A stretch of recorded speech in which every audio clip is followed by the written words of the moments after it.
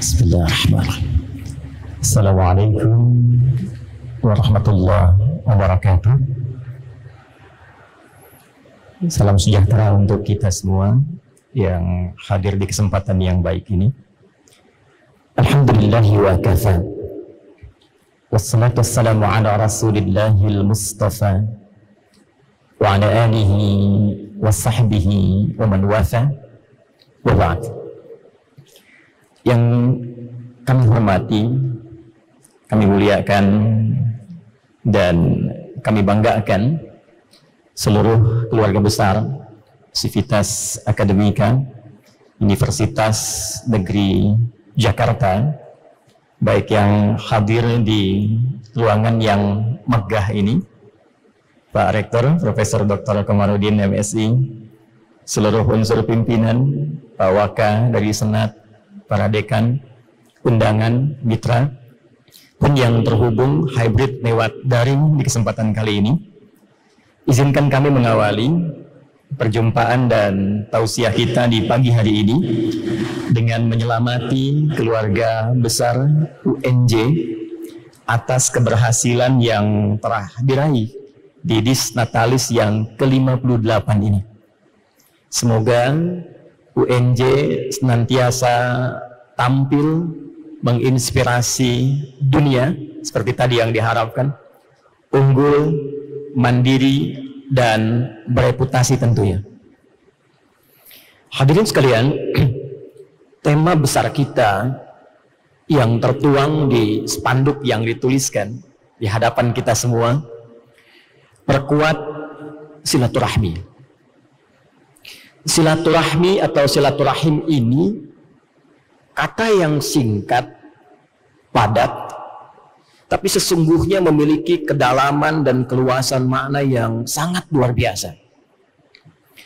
Kata ini mulanya terambil dari bahasa Arab, dari kata silah dan rahmah. Silah akarnya dari kata wasala. Wasala yasilu silatan wa wusulan wa salatan. Ini ada Ustadz kita Ustadz Fadil Ustadz Umar Al-Jazairi, ahlan wa sahlan fi Indonesia. Atamanna lakum insyaallah khusnal mustaqbal wal irtiyah ma dumtum huna. Silah itu pada mulanya berarti sesuatu yang terhubung dengan kuat dan erat. Jadi saking kuatnya, saking eratnya, itu nyaris sulit untuk dilepaskan. Karena itu, di dalam ibadah kita, menuhankan Allah, bagi umat Islam kita beribadah, ibadah pokok kita itu disebut dengan sholat, dari akar kata yang sama. Kenapa disebut dengan sholat? Karena sholat itu desainnya untuk menghubungkan kita, mengikat keadaan kita dengan Tuhan, dengan Allah, sekuat-kuatnya, sehingga di setiap ruang dan waktu masih terhubung dengan Tuhan. Itu yang dimaksud Quran surah keempat An-Nisa di ayat 103. فَإِذَا قَضَيْتُمُ الصَّلَاةَ, maka jika kalian telah tuntas menunaikan sholat itu, فَاذْكُرُوا اللَّهَ, maka ciri orang yang berhasil sholatnya ada konektivitas yang kuat, terhubung dia dengan Allah, dengan Tuhan di setiap keadaan. Qiyaman, dalam keadaan berdirinya, qu'udan, dalam aktivitas duduknya, wa ala junubikum, bahkan dalam berbaringnya. Karena itu orang-orang yang terhubung dengan Tuhan, dengan Allah, karena Tuhan itu punya sifat maha baik, maka hambanya pun pasti mendapatkan pancaran kebaikan itu. Karena di setiap keadaan itu dia terhubung dengan Tuhan. Jadi mustahil ada orang yang sedang berdiri, berjalan, ingat Tuhan, melakukan tindakan yang buruk, itu mustahil. Karena Allah, Tuhan punya sifat baik. Jadi tidak mungkin ada orang keluar dari masjid misalnya, keluar masjid setelah sholat, itu bisa tertukar sendal, itu mustahil. Kenapa? Karena saat dia melangkah, dia sedang terkoneksi dengan Allah. Ingat, mustahil ada kita duduk sedang bekerja, menuliskan kata-kata yang tidak pantas, menanamkan pendidikan yang tidak elok, itu mustahil. Karena saat yang bersamaan dia sedang terkoneksi dengan Tuhan. Ini yang dimaksudkan Quran surah ke-29 Al-Ankabut di ayat ke-45. Utsdu ma uhiya ilaika minal kitab wa aqimis shalah innas salata tanha 'anil fahsya wal munkar. Kata Allah, kalau setiap orang yang sholat itu benar, terhubung erat dengan penciptanya, maka sholat yang ditunaikan akan menghasilkan dampak yang mulia kepada jiwa, yang membimbing pelaku sholat ini terbebas dari dua sumber keburukan. Jadi kalau ada orang berbuat buruk, itu sumbernya cuma dua. Kalau bukan fahsya, segala yang bersumber dari syahwat, pornografi, porno aksi, zina, LGBT, dan turunannya, itu fahsya namanya. Atau mungkar, semua yang bersumber dari nafsu perut dan akal. Mohon maaf, korupsi, perampokan, pembunuhan, penipuan, hoax, terpecah belah, berselisih, itu mungkar. Hal yang diingkari oleh hati. Jadi kata Allah, kalau orang sholatnya benar, itu mustahil berbuat buruk. Lisannya pasti akan bertutur yang mulia. Tidak ada orang sholatnya benar berbuat hoax. Tidak ada orang yang sholatnya benar mencuri. Tidak ada orang yang sholatnya benar berzina. Kenapa? Karena saat dia tuntas mengerjakan itu, dia terkoneksi kepada zat yang maha baik, yang maha mulia. Karena itulah risalah sholat ini, itu ditanamkan oleh Allah kepada setiap nabi yang pernah bertugas di bumi. Jadi kalau kita lacak setiap nabi dan rasul yang pernah bertugas di muka bumi itu, ini semuanya mengajarkan yang pertama kali terhadap masyarakatnya, umatnya, adalah risalah sholat. Seakan memberikan pesan bahwa risalah kita di bumi ini memang diutus untuk menjadi manusia yang berkepribadian baik. Silahkan dicek. Nabi Isa, Yesus, Mesias, itu sholat. Disebut Isa itu 25 kali dalam Al-Quran. Ibundanya Bunda Maryam, bahkan disediakan surahnya surah ke-19 Maryam. Dan di surah ini di ayat ke-31 sampai ayat 33 diabadikan dalam Al-Quran dengan kalimat yang sangat indah. Wa awsani bis salati waz zakati. Tuhan telah mewasiatkan kepadaku untuk menunaikan sholat dan menyontohkan itu pada umatku. Nabi Zakaria alaihissalam yang terkoneksi secara genetika dengan Nabi Isa alaihissalam. Nabi Isa alaihissalam putranya Maryam. Bunda Maria punya ayah namanya Imran. Imran punya istri namanya Hanna. Hanna punya sepupu namanya Eliasobat atau Elisabeth. Elisabeth punya suami namanya Zakaria. Nabi Zakaria punya anak nanti namanya Yahya. Yohanes, John. Itu saat akan melahirkan Yahya, permintaan pertamanya dilakukan lewat sholat. Quran surah ketiga Ali Imran di ayat 38 sampai 39. Hunalika da'a Zakaria rabbah. Qala rabbi habli min ladunka dzurriyyatan thayyibah. Innaka sami'ud du'a. Fanadathu al-malaikatu wa huwa qa'imun yusalli fil mihrab. Nabi Isa salat, Nabi Zakaria salat, Nabi Musa 2000 tahun sebelum kedatangan Nabi Muhammad sallallahu alaihi wasallam. 1400 tahun sebelum era Nabi Isa alaihi salam. Itu pun salat. Diabadikan di Quran surah ke-20 Thaha ayat ke-14. Innani anallahu la ilaha illa ana fa'budni wa aqimis salata li dzikri. Jadi Muhammad sallallahu alaihi wasallam salat. Nabi Isa salat. Nabi Zakaria salat. Nabi Musa salat. Nabi Ismail alaihi salam salat. Bahkan meminta semua keluarganya untuk salat. Diviralkan di Quran surah 19 ayat 55. Wa kana ya'muru ahlahu bis salat. Jadi kalau kita telusuri hubungan baik kita yang diajarkan langsung oleh Tuhan sebelum membangun hubungan baik dengan manusia, hablum minan nas, bangun dulu hubungan baik dengan Allah, dengan Tuhan pencipta kita. Itu yang disebut dengan hablum minallah. Risalah yang membangun hubungan baik dengan Tuhan, itu yang disebut sholat, diajarkan oleh setiap nabi yang pernah bertugas di bumi. Dari Nabi Muhammad SAW bin Abdullah, bin Abdul Muttalib, bin Hashim, bin Abdul Manaf, bin Qusay, bin Murrah, bin Kilab, bin Ka'ab, bin Ghalib, bin Fihr, bin Malik, bin Nadar, bin Kinanah, bin Khuzaimah, bin Mudrikah, bin Ilyas, bin Nizar, bin Mudar, bin Ma'ad, bin Adnan, bin Addi, bin Adri, bin Muqawwam, bin Nahur, bin Tarikh, bin Ya'rub, bin Yasjub, bin Nabit, bin Ismail alaihi salam, bin Ibrahim alaihi salam, bin Azar atau bin Nahur, bin Abir, bin Kinan, bin Arfakhshad, bin Sam, bin Nuh alaihi salam, bin Mihlail, bin Matushala, bin Kinan, bin Anwas, bin Sis, bin Adam alaihi salam. Coba diulang. Jadi saya ingin tunjukkan bahwa sholat itu sesungguhnya satu risalah universal yang dicitrakan kepada kita untuk membangun hubungan baik dengan Tuhan pencipta kita sebelum kita membangun hubungan baik dengan sesama kita. Ini ajaran yang tinggi. Nah, setelah kita bagus hubungannya dengan Tuhan, dengan Allah, baik hubungannya dengan nilai keimanan yang telah tertanam dalam jiwa kita itu, barulah percikan iman itu menampilkan hubungan baik dengan sesama. Itu yang disebut dengan silah namanya. Jadi dengan Allah disebut dengan sholat, dengan manusia, habdu minanas disebut dengan silah.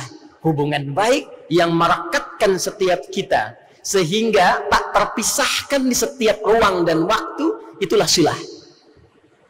Jadi mohon izin, silaturahmi itu suksesnya bukan saat kita kumpul.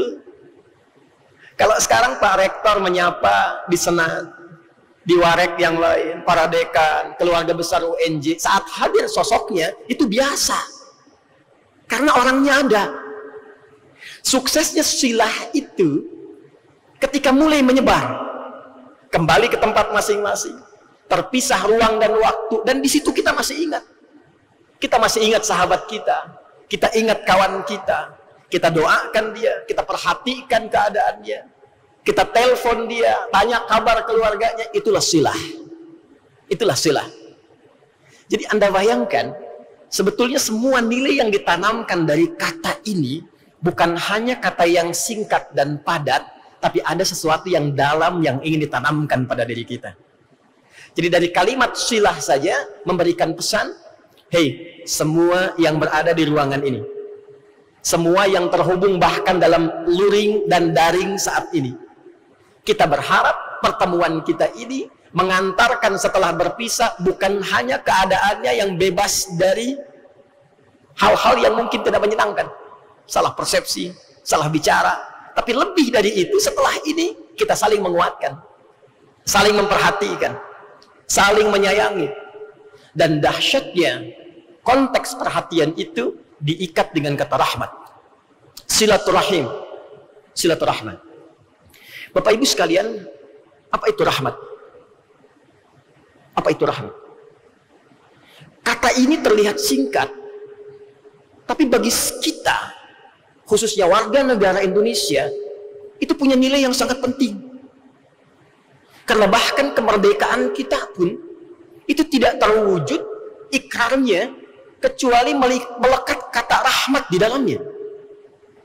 Kalau kita lihat preambul undang-undang itu kan, kita temukan kalimat atas berkat rahmat Allah yang Maha Kuasa, dan dengan didorongkan oleh keinginan luhur, rahmat melekat pada pembukaan undang-undang.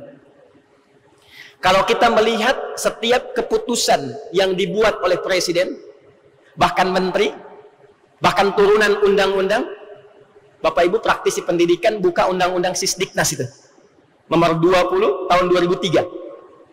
Itu dibuka dengan kalimat rahmat, dengan rahmat Tuhan yang Maha Esa. Rahmat turun. Di undang-undang disebutkan, dalam turunan keputusan disebutkan, dan menariknya, kata itu yang saat ini dituangkan dalam spanduk yang kita bangun dengan silah. Silaturahmat, silaturahim, silaturahmi. Rahmat asalnya adalah perhatian yang dalam, yang saking dalamnya, kalau dalam konteks kehidupan kita makhluk, bukan yang melekat kepada Allah, yang saking dalamnya, Ia bahkan rela mengorbankan keadaan dirinya untuk memberikan kelapangan pada orang yang diperhatikan itu. Jika rahmat ini berubah menjadi bentuk ruang dan sifat, maka dia berubah dari rahmat menjadi rahim namanya. Ibu punya rahim ya? Bapak tidak. Ibu punya rahim, bapak tidak. Kenapa disebut dengan rahim? Karena di tempat rahim itu ada sifat rahmat. Kenapa tempatnya disebut dengan rahim?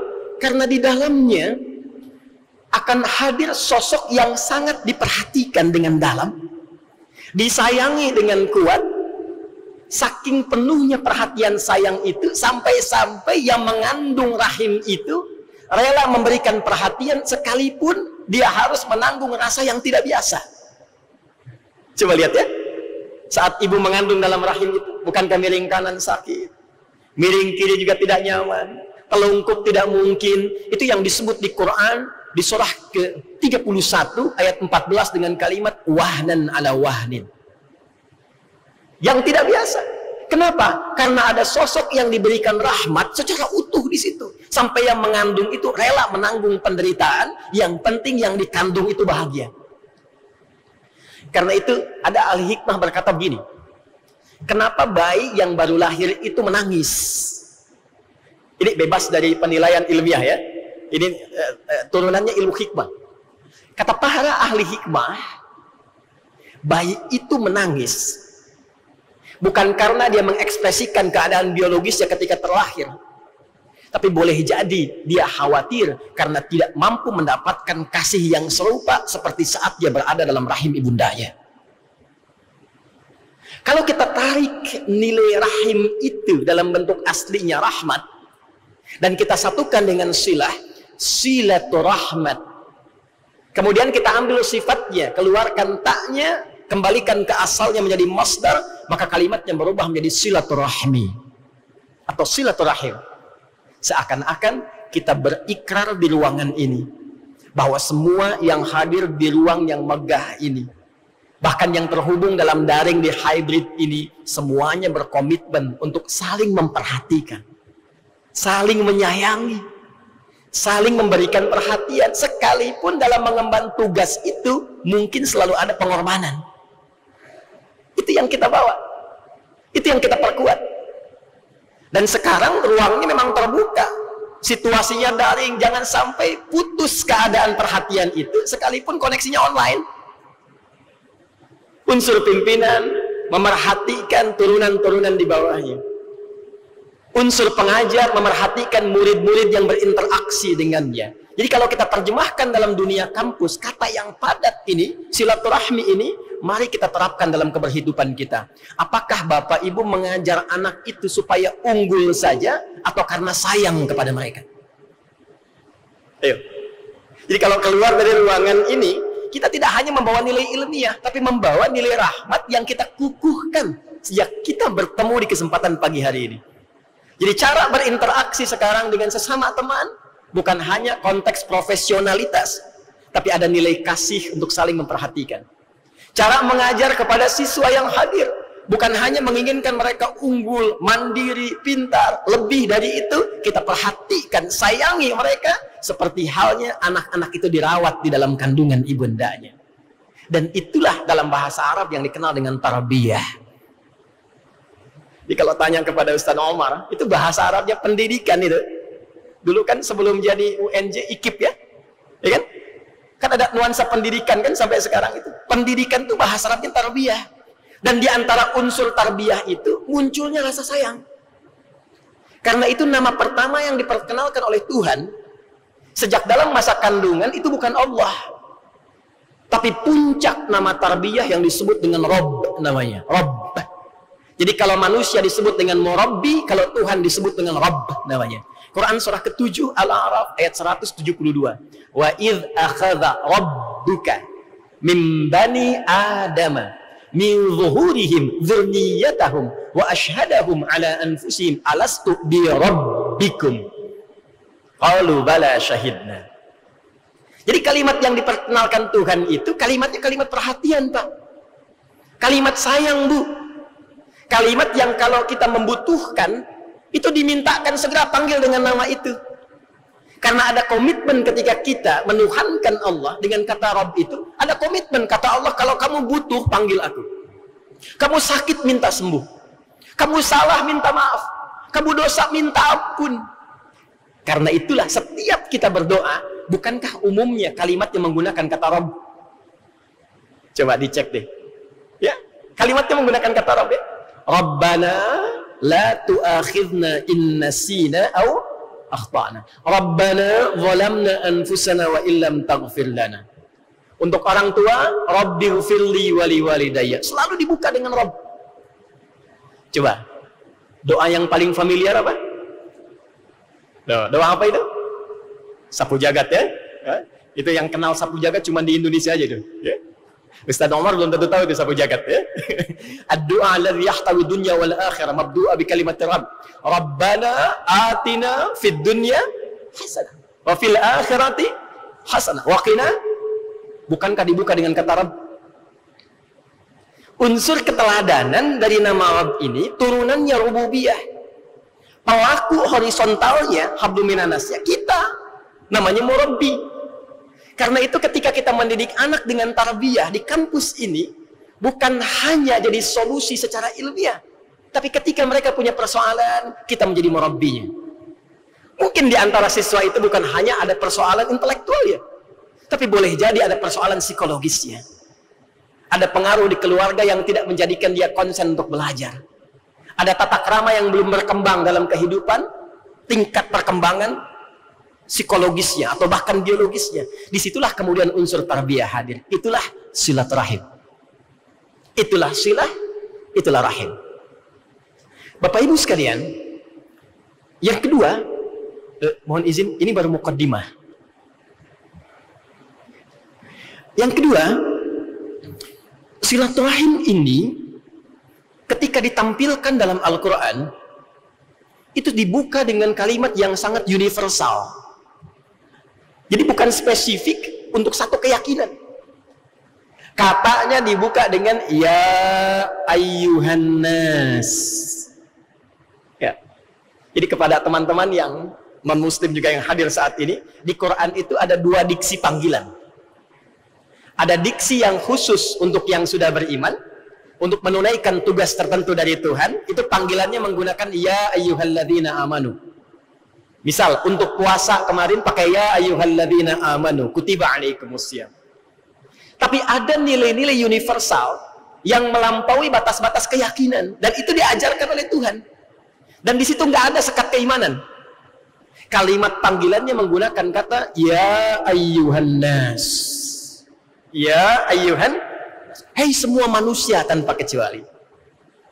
Rumus tafsir mengajarkan, jika ada kata dalam Al-Quran, ayat dibuka dengan panggilan ya ayyuhan nas, maka informasi yang disampaikan mengajarkan nilai-nilai universal yang berlaku untuk semua manusia tanpa kecuali.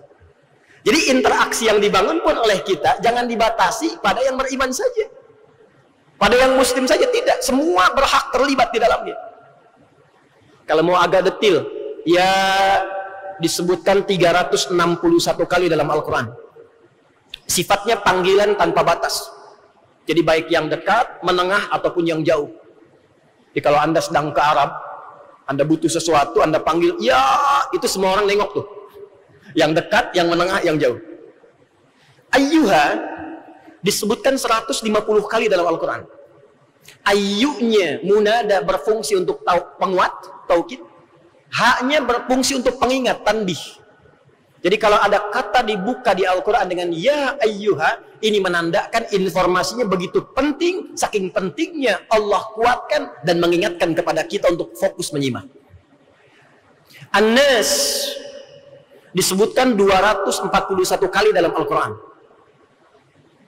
Kalau kita berinteraksi dengan Al-Quran, setidaknya manusia itu disebut dengan 5 nama.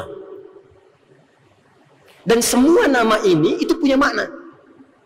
Kadang disebut dengan bashar, 35 kali dalam Al-Quran disebutkan, untuk menunjuk pada pengelolaan nafsu sehingga dikelola dengan benar.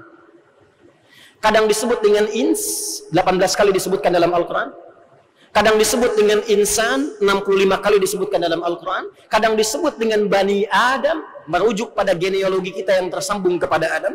7 kali disebutkan dalam Al-Quran. Kadang disebut dengan nas, yang menunjuk sifat sosial. Jadi kalau disebut dengan an-nas, seakan Allah menegaskan kepada kita, hei, kamu ini makhluk sosial. Jangan hidup secara individual. Nggak bisa kamu berdiri sendiri. Anda butuh orang lain di sekitaran. Anda butuh berinteraksi dengan orang-orang di sekitaran kita. Ya ayyuhan nas. Maka bagaimana ya Allah cara berinteraksi dengan baik itu? Bagaimana cara kami membangun hubungan sosial yang baik itu? Maka turunlah kalimatnya. Perhatikan ayatnya, indah sekali. Ya ayyuhan nas. Hei semua manusia yang punya kecenderungan hidup bersosial itu. Ittaqu rabbakumul ladzi khalaqakum min nafsin wahidah. Tingkatkan takwamu kepada Tuhan. Rabbu itu yang merawatmu, yang mencipta engkau dari jiwa yang satu. Awas Pak Ibu ya. Ini sifat sosial kita, nilai pertamanya diikat dengan takwa. Nanti saya turunkan penjabarannya. Dan ini nanti masuk ke undang-undang Sisdiknas. Saya hafal Pak undang-undang itu. Di pendidikan kalau kita buka Undang-Undang nomor 20 tahun 2003 itu, kalau Anda buka pasal menimbang yang poin B, bahwa Undang-Undang Dasar Negara Kesatuan Republik Indonesia tahun 1945 mengamanatkan pemerintah untuk mengusahakan dan menyelenggarakan satu sistem pendidikan nasional yang meningkatkan keimanan dan ketakwaan kepada Tuhan Yang Maha Esa, serta akhlak mulia dalam bangsa yang diatur oleh undang-undang. Begitu ya kalimatnya. Dan itu kata takwa muncul di situ. Muncul di situ. Karena memang takwa ini ajaran universal. Ada nilai-nilai kebaikan yang terkandung di dalamnya. Even keimanan anak bangsa ini bisa berbeda, ya kan? Tapi kita bisa bersepakat dalam nilai ketakwaan. Apa turunan dari takwa ini? Mari kita kembalikan. Ittaqu rabbakumul ladzi khalaqakum min nafsin wahidah. Tingkatkan takwamu yang mengacu pada ketentuan Rabbu ini ketika mengajarkan takwa dan menanamkan itu pada dirimu. Jadi saat kita tercipta, berkehidupan, itu dalam diri kita itu sudah ada potensi kebaikan disebut dengan takwa namanya. Mohon izin lompat sebentar. Takwa itu disebutkan setidaknya 115 kali dalam Al-Quran. Dan lawannya disebut dengan nafsu. Nafsu disebutkan 115 kali dalam Al-Quran. Nama lain dari nafsu itu fujur. Takwa dan fujur itu disatukan dalam jiwa kita semenjak kita mulai terlahir ke muka bumi ini. Itu yang disebut di Quran surah 91 Asy-Syams ayat 7-10. Wa nafsi wa ma sawwaha fa'alhamaha fujuraha wa taqwaha. Nah, takwa ini adalah bawaan dari akumulasi sifat-sifat baik yang melekat pada jiwa kita. Itu yang disebut dengan fitrah namanya. Jadi setiap manusia itu saat terlahir, dia membawa fitrah takwanya yang cenderung pada kebaikan. Karena itu siapapun kita, sepanjang bernama manusia, itu pasti cenderung pada kebaikan. Kalau nggak percaya, silakan. Ada orang yang tersakiti di luar, jiwa kita pasti menolak. Itu nggak benar. Anda keluar dari ruangan misal, berusaha mengenakan alas kaki orang lain, maka hati kita akan mengatakan jangan lakukan. Itu tidak benar. Kenapa? Karena ada kecenderungan baik dalam jiwa kita, itu yang disebut dengan takwa. Dan di antara pancaran takwa itu ada yang nilainya universal, nilainya luas, itu yang disebut dengan an-nas. Saking luasnya, kata Allah, pancaran takwa ini ketika dibawa ke dunia sosial, jangan batasi dengan nilai-nilai keimanan. Siapapun berhak mendapatkan perhatian. Pindah ayatnya ke ayat ke-13 di Quran surah 49. Perhatikan kalimatnya. Ya ayyuhan nasu. Kalimat yang sama. Hei semua manusia. Inna khalaqnakum min dzakari wa untha. Aku ciptakan manusia itu ada 2 jenis. Ingat Bu ya, Pak ya? Ada berapa jenis? Cuman 2 ya. Jadi nggak ada yang ketiga ya. Min dzakarin au untha. Kalau bukan laki-laki, perempuan. Saya ulang ya. Ini Tuhan kita yang menyampaikan. Silakan dicek juga di keterangan yang lain, kita bisa dapatkan. Saya punya koleksi Bible. Saya belajar juga, saya baca Talmud juga. Jadi saya belajar Bible, saya punya koleksi beberapa edisinya. Kemudian Talmud saya baca juga, dan saya menghafal Quran. Saya senang riset, senang belajar. Itu manusia, kata Tuhan, diciptakan cuma dua. Kalau bukan laki-laki, perempuan. Jadi nggak ada yang ketiga. Jadi kalau sudah laki-laki, laki-laki saja. Kalau sudah perempuan, perempuan saja. Dan itu memang bawaan dari fitrah kehidupan. Inna khalaqnakum min dzakari wa untha wa ja'alnakum syu'uban wa qabaila. Dan aku tetapkan fitrah kehidupan kalian itu nggak akan berada di satu tempat. Mungkin akan jadi bersuku-suku, qabail. Syu'uba, ada sistem kehidupan yang mengelompok. Di kita ada RT, ada RW, kecamatan, sampai kabupaten, provinsi, sampai kehidupan bernegara. Itu fitrah kehidupan, kata Allah. Untuk apa? Lita'arafu, untuk membangun harmoni dalam kehidupan, saling mengenal, saling membantu, saling menguatkan, saling membangun sinergi. Ternyata ketika kalimat nas itu diturunkan, tujuan utama risalah universal yang pertama kali hadir untuk kita, kata Allah, untuk hidup harmoni, lintas ruang, lintas waktu, lintas tempat. Jadi saya senang kalau kita tarik ke dalam dunia kampus pun, ketika Anda menerapkan nama university, universitas, maka nama ini sesungguhnya itu pancaran nilai-nilai ketuhanan yang diwujudkan dalam konteks kehidupan secara sosial. Jadi kalau sudah namanya universitas, maka kita berikan ruang kepada siapapun untuk menggali segala kemuliaan yang hadir di tempat itu. Maaf Bapak Ibu sekalian, ini UNJ usia 58 tahun ya. Didirikan tahun 1964 ya. Baik. Kampus pertama, universitas pertama yang didirikan di muka bumi ini, itu didirikan tahun 859 Masehi. 254 Hijriah, tanggal 10 Ramadan. Dan pendirinya seorang perempuan. Saya ucapkan terima kasih pada para ibu atas dedikasi yang tinggi. Hadirnya kita yang laki-laki di kampus ini karena jasa perempuan. Namanya Fatimah binti Muhammad Al-Fihri. Orang Tunisia, orang Korowain, saya pernah kunjungi itu.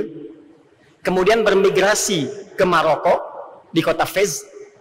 Lalu membangun masjid karena ayahnya itu Muhammad bin Fihri, orang pedagang yang cukup kaya. Dia bangun masjid untuk mengenang tempat lahirnya, disebut dengan Masjid Korowain namanya. Dalam bahasa Arab, masjid itu disebut dengan jami'. Selain masjid juga jami'. Masjid fungsi spiritualnya, jami' fungsi sosialnya. Karena itu masjid bukan hanya berfungsi spiritual, tidak. Ada fungsi sosial di situ. Coba kalau kita flashback ke masa era Nabi di Masjid Nabawi. Bukankah di situ ada kegiatan Nabi yang memberikan santunan yang kelak bertransformasi menjadi basnas sekarang, kan? Ada zakat, infak, sedekah, dan itu pemberian infak, sedekah itu lintas keyakinan. Sampai-sampai Nabi pernah memberikan pencerahan kepada sahabat. Ya, pernah dengar hadis ini, Bapak Ibu sekalian? Siapa yang punya makanan, hendaklah dia berbagi dengan tetangganya, walaupun cuma kuahnya, tapi jangan lihat ujungnya saja ya. Lihat kesatuan hadis ya, jangan Anda makan opornya, kuahnya Anda bagi orang gitu ya. Tapi pertanyaannya begini, apakah yang dimaksud itu hanya untuk orang Islam saja? Tidak. Karena itu terkenal Nabi menyantuni Yahudi, menyantuni Nasrani, yang Kristen pada masa itu. Jadi hubungan sosial terjadi.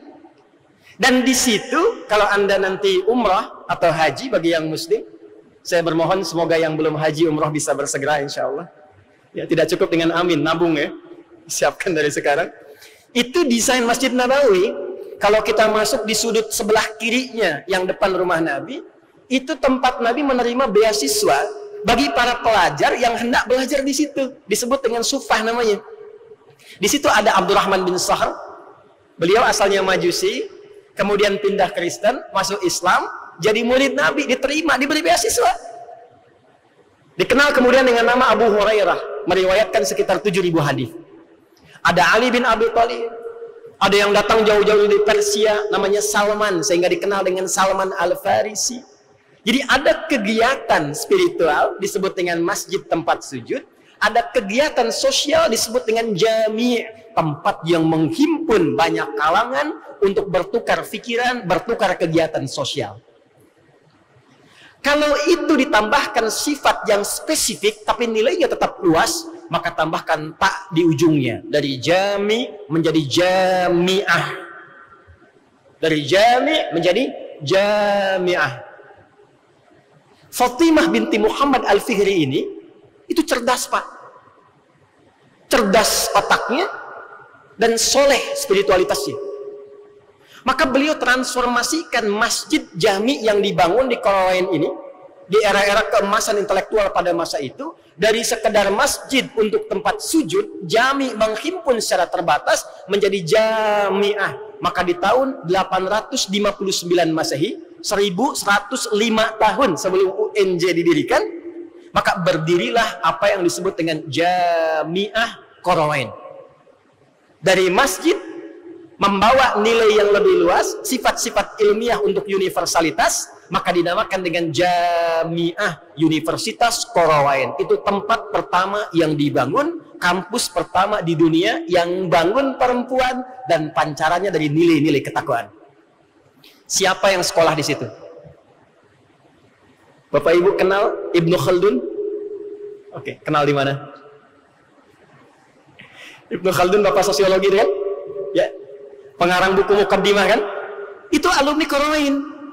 Yang kelak ajarannya dipelajari oleh Auguste Comte di Eropa dan menjadi bapak sosiologi. Itu mbahnya beliau itu Ibnu Khaldun.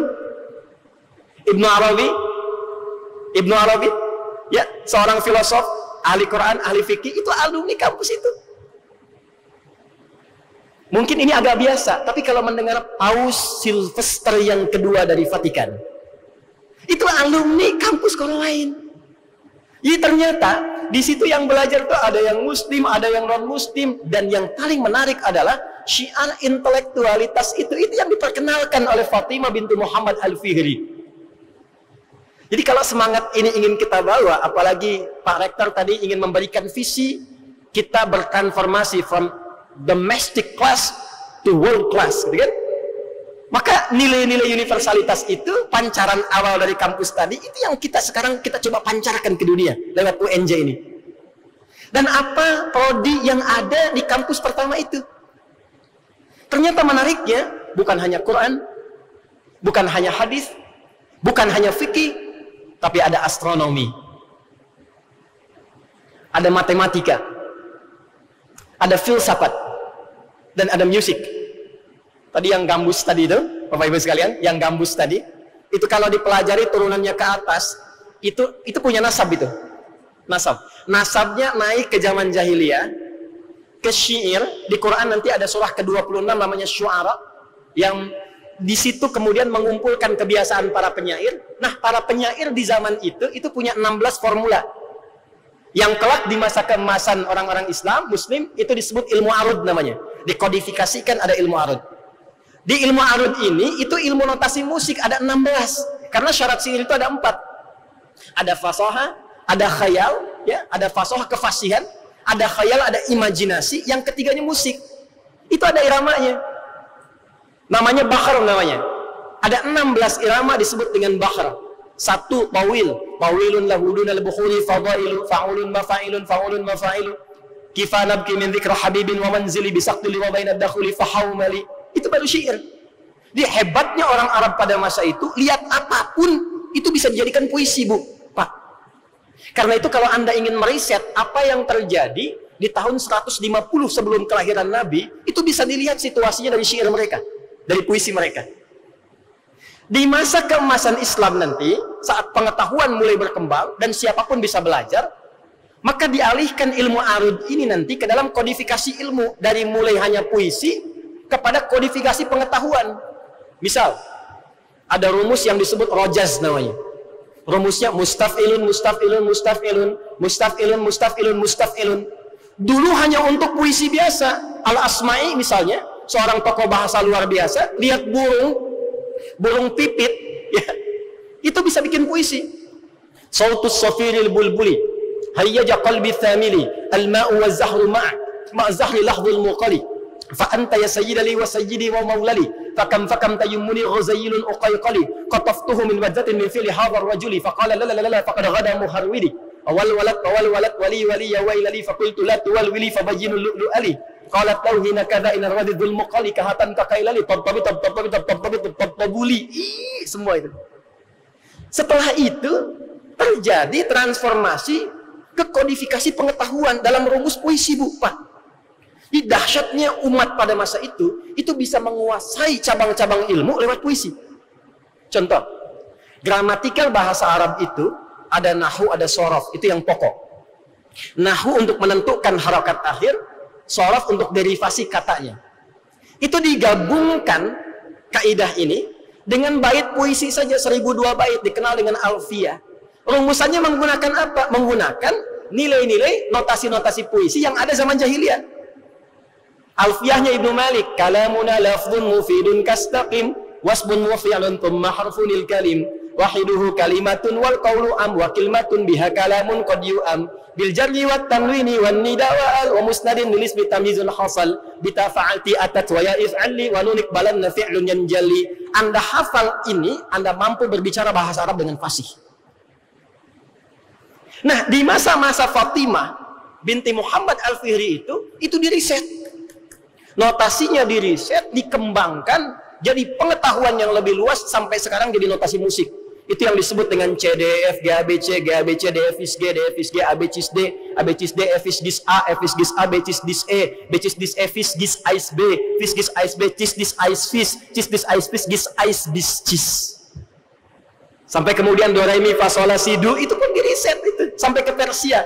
Ya, badra mim fa sol lam sin dal. Itu asalnya dari perkembangan pengetahuan. Ditemukan lewat apa? Riset.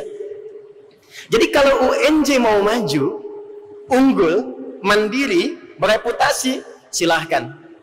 Buka kampusnya, siapapun kader bangsa terbaik, datang ke kampus ini. Kemudian terapkan sistematika riset yang telah berkembang di masa lalu. Sudah. Sekarang sudah kuno. Kalau cuma datang, duduk, absen, dengar, pulang. Itu bukan tarbiyah namanya. UNJ harus melampaui itu. Karena yang kita bawa misinya unggul. Jadi selain ada nilai silaturahim, memerhatikan anak didik, melebihi kapasitas transformasi pengetahuan, transfer ilmu saja, melebihi itu ada riset. Waalaikumsalam, silakan. Jadi Bapak Ibu sekalian, kampus pertama yang ada di muka bumi saja, itu kaya akan riset.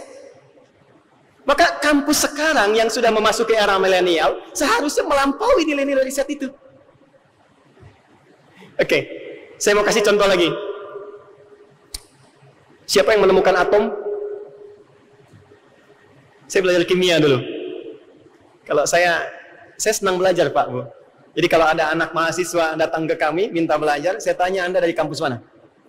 Jurusan apa? Saya kedokteran, Ustadz. Bawa modul kedokteran Anda ke sini. Ajarkan saya modul itu, lalu saya ajarkan apa yang Anda minta. Kalau saya tanya di setiap kampus, rata-rata jawabannya John Dalton, penemu atom. Padahal John Dalton itu baca, ya karyanya Jabir bin Hayyan. Jabir bin Hayyan itu kapan menemukan atom? Saat riset, beliau belajar Quran tadinya. Riset Quran, surah ke-57, ayat 25 sampai 26. Jadi saat baca surah ini, namanya surah Al-Hadid. Al-Hadid itu dalam bahasa Arabnya, ya bahasa kitanya disebut dengan besi. Hadid itu besi. Ayat 25, ada ayat berbunyi wa anzalnal hadid. Kata Allah, kami turunkan satu logam kuat itu bernama hadid, besi. Ya, untuk jadi bahan riset. Ayat 25 sampai 26 itu diriset, dibawa ke lab kecil beliau di rumah, dianalisis turunannya sampai ketemu kemudian atomnya. Bukankah sampai sekarang besi kan namanya ferum kan? F besar E kecil. Bukankah nomor atomnya 26? Dan dia punya isotop kan? 55, 57. Isotop yang paling stabil untuk mengokohkan atom besi itu bukankah nomor 57? Surah 57 ayat 25 sampai 26. Jadi dulu begitu. Interaksi dengan Quran itu bukan hanya menjadi bagian untuk penguatan spiritual. Tidak ada pancaran-pancaran riset, ada pancaran ilmiah. Dan menariknya, hasil karya itu dipublikasikan secara luas dan diberikan dan berhak dinikmati oleh siapapun.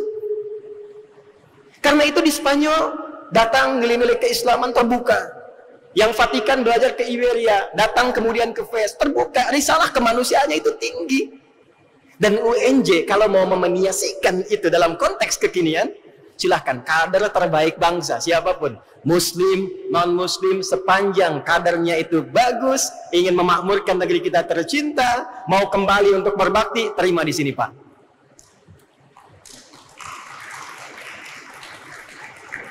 Dan saya selalu meminta kepada diaspora kita di luar itu, kalau sudah sukses pulang. Apalagi yang muslim. Itu amanat Qurannya jelas tuh.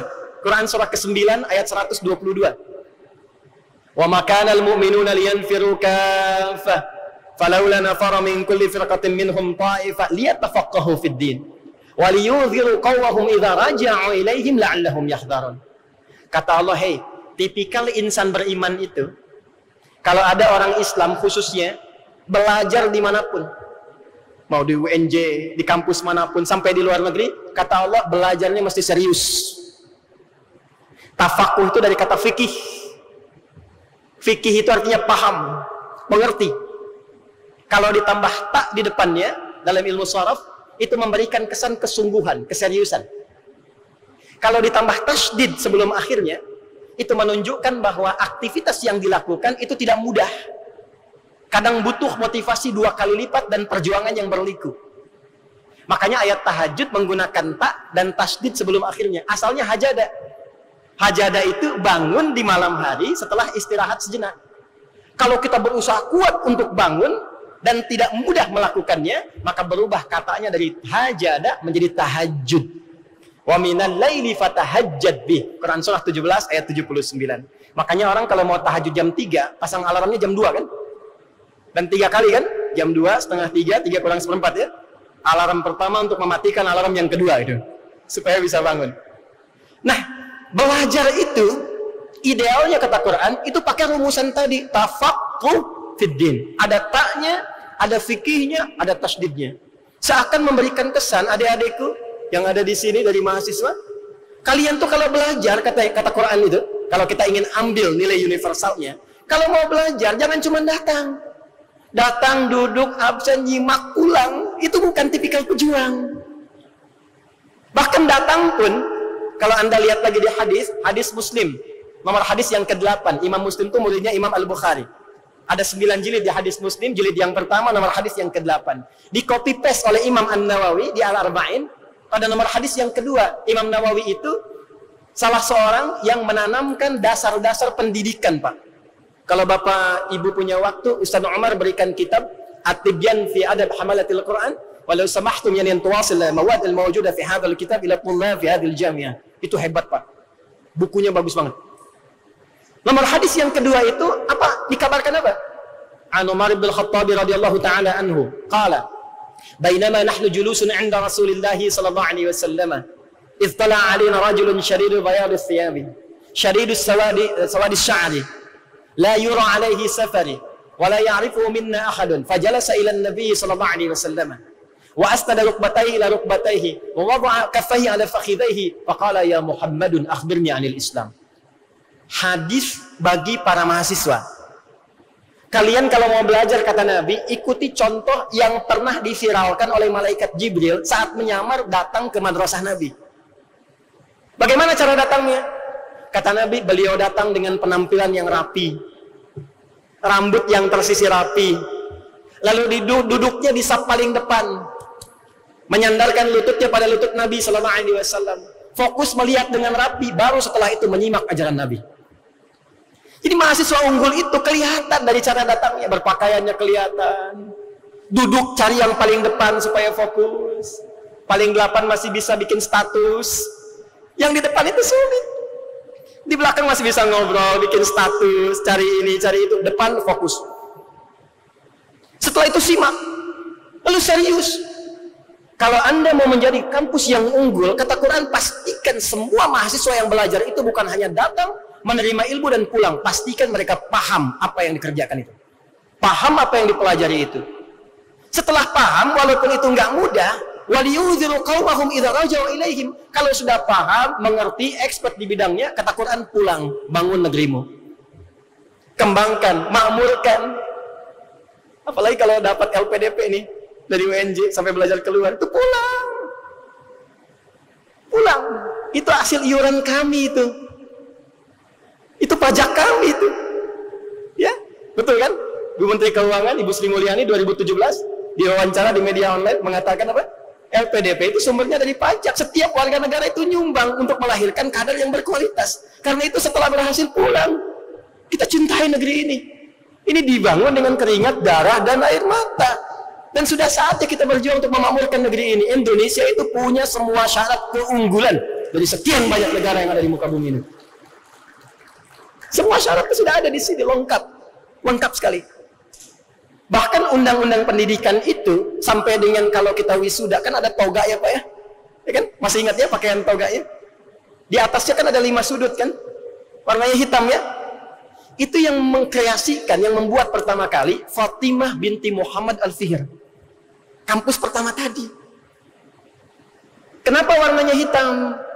Karena beliau ingin memberikan kesan sepintar apapun orang-orang yang menjadi alumni di kampus ini, Qarawain pada masa itu, tetap membawa aura-aura kebaikan dalam jiwanya. Karena hitam itu representasi dari warna Ka'bah. Dan spirit Ka'bah itu saat ditampilkan di Quran, itu universal nilainya. Buka Quran surah 3 Ali Imran, ayat 96. Inna awwala baiti wudi'a lin-nasi lalladzi bi Bakkata mubarakan wa hudal lil alamin. Tidak dikatakan hudalil muslimin. Bukan hudalil mu'minin, hudalil alamin. Kata Allah, tahukah engkau rumah pertama yang dibangunkan untuk manusia itu di tempat yang penuh berkah itu dan disiapkan menjadi pencerah untuk semesta alam. Jadi nilai-nilai kemuliaan yang melekat pada Ka'bah itu ada nilai pencerahan untuk semesta. Jadi spirit yang ditanamkan oleh Fatimah binti Muhammad Al-Fihir, sekalipun kau seorang muslim, orang Islam, keluar dari kampus ini tetap ilmumu harus bermanfaat untuk semesta. Itu sekalipun kau tinggal di Eropa, engkau tinggal di Amerika, engkau pulang ke Nusantara, engkau pulang ke Indonesia, jangan khususkan ilmumu mungkin untuk orang Islam saja, karena spiritnya siapapun berhak mendapatkan asupan pengetahuan itu. Itulah Islam. Itu yang sejati. Jadi adik-adikku yang di wisuda yang pakai toga itu keluar dari sini, itu literasinya mesti luas, mesti terbuka. Karena itu sudutnya 5. Coba lihat 5 itu tuh. Kekinian kan kita bawakan Pancasila ke situ 5. Dulu itu rukun Islam. Pertamanya syahadat, terhubung dengan Tuhan. Jadi alumni kampus itu mesti baik spiritualitasnya, imannya, imtaknya, iman dan takwanya. Pancaran setelahnya, setelah itu apa? Itu kan nilai sosial. Sholat itu kan puncak tertinggi nilai sosial, tanha anil fahsyi wal munkar. Zakat itu kan nilai toleransi tertinggi, perhatian terhadap sesama. Puasa itu mengekang nafsu supaya kita berinteraksi luas dengan siapapun. Haji, umrah itu spiritnya untuk membangun kebersamaan dan persatuan. Karena itu kalau kita bawa ke dalam Pancasila, ketuhanan yang Maha Esa, kemanusiaan yang adil dan beradab, ketuhanan yang Maha Esa, qul huwallahu ahad, kemanusiaan yang adil dan beradab, ya. Kemudian setelah itu persatuan Indonesia, setelah itu kerakyatan dipimpin oleh hikmat kebijaksanaan dalam permusyawaratan perwakilan, setelah itu keadilan sosial bagi seluruh rakyat Indonesia. Bawa itu, tampilkan dalam kepribadian dan karakter kita, pancarkan di semesta Indonesia dan inspirasikan untuk dunia. Itu toga. Itu toga. Makanya ada imtak, ada iptek. Iptek untuk nilai intelektualnya, imtak untuk nilai ketakwaannya. Ini mukadimah yang ketiga. Tapi waktunya habis jam 11. Baik, saya kira saya ingin simpulkan sebelum kita berdoa. Bapak Ibu sekalian, alhamdulillah kita syukuri UNJ sudah disnatalis yang ke-58. Syukur bangunannya bagus-bagus. Saya dengar juga ingin ada perkembangan lagi bangun tower ya. Kemarin saya pantau juga beritanya dari Saudi, alhamdulillah. Tapi lebih daripada itu, saya ingin mengajak kita untuk merenung sejenak. Apakah perkembangan bangunan-bangunan ini, megahnya infrastruktur ini juga diimbangi dengan perkembangan sumber daya manusia yang berkualitas. Kita ingin akhlak, keimanan, ketakwaan yang diamanatkan undang-undang itu juga megah di insan setiap pengabdi di UNJ ini. Kita ingin ilmu mereka, literasinya juga luas dan megah. Semegah gedungnya, seluas keadaannya, dan sebaik-baik gambarannya. Saya di Indonesia ini, alhamdulillah berinteraksi dengan siapapun. Baik dengan muslim, non-muslim. Tadi Pak Dekan mohon izin mengundang kami dan disampaikan untuk bisa berinteraksi di sini dalam konteks olahraga. Ya, insya Allah kami siap, Pak. Namun saya ingin berikan pesan kepada Pak Dekan harus siap-siap karena murid-murid saya itu rata-rata ke SEA Games saat ini.